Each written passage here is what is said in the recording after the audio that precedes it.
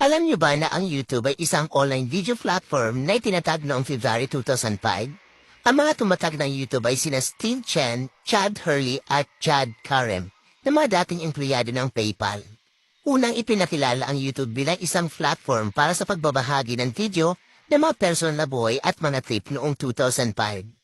Ang kauna-unahang video na inilagay sa YouTube ay pinamagatang Me at the Zoo.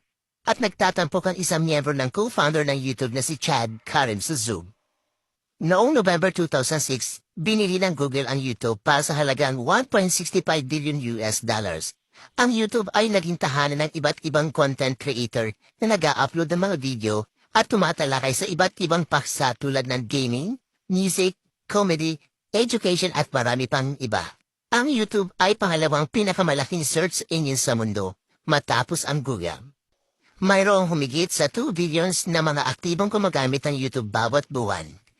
Ang pinaka-nakakamanghang video na sa YouTube ay ang Baby Shark Dance, nagtala na higit sa 10 billion views. Ang mga YouTuber na may malaking bilang ng mga tagasunod o subscriber ay maaring kumita ng pera sa pamamagitan ng mga sponsorship, mga ad, at iba pang mga mapagkukunang kita. Ito ay patuloy na nagiging malaking bahagi ng digital landscape at patuloy na nag-i-evolve bilang isang platform para sa pagbabahagi ng mga videos.